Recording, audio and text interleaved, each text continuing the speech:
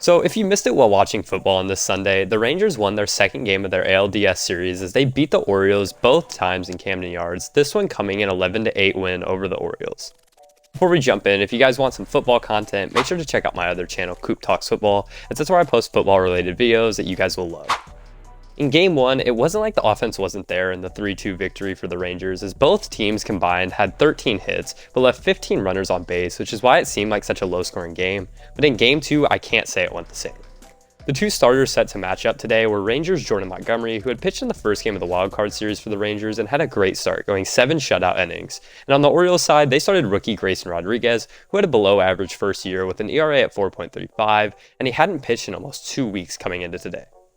In the first inning, the Orioles jumped on Montgomery, getting 2 hits, an error, and a walk, en route to scoring 2 runs, but in the second, the Rangers would chase Rodriguez out after only 1 2/3 innings, following their 5 spot they put on the Orioles in that inning.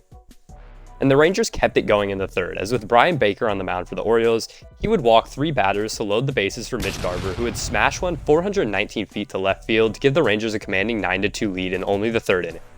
Montgomery would flutter again in the fourth, giving up 2 more runs, making it 9-4, but the Rangers would get one back off the 4th pitcher in the game already for the Orioles and Jack Flaherty to make it 10-4, but Gunnar Henderson would chase Montgomery out with his solo shot in the 5th, reducing the lead to 5. Both offenses would settle down until the 9th when the Rangers scored 1 more on a fielder's choice with Josh Young on 3rd, and in the bottom of the 9th, the Orioles did give the Rangers a scare with Brock Burke in, who gave up a hit and walked one to set up Aaron Hicks to come to the plate versus Jose Leclerc, who relieved Burke, and Leclerc would give up a 3-run shot to make it 11-8, but he would get the next 2 outs to finally close the game. Despite showing that the Rangers bullpen could blow a game or two for the Orioles to have a shot at this, I think what is really going to set this Orioles team back is how many pitchers they used today, as they used 8 different pitchers and some key bullpen guys like Flaherty, Wells, and Cano, and especially Cano. With Felix Bautista out, Cano was the closer for this team, and he threw 20 pitches today. And with this, along with now being on the road in your first playoff series and new to the closing role, there's a lot on Cano's shoulders, along with the rest of this bullpen, which is why when the Orioles starting pitcher for Tuesday gets announced, it needs to be someone who can give them some deep innings, because they can't afford to do a bullpen game, especially if they do pull out a win, and if they use bullpen arms in it, it would make the task of game 4 even tougher.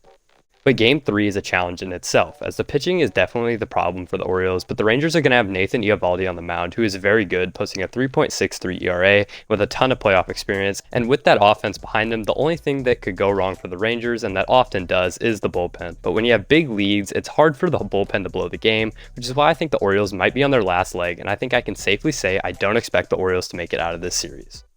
Let me know what you guys think in the comments down below, and with that being said, make sure to like and subscribe, and I'll see you guys in the next one. Peace out.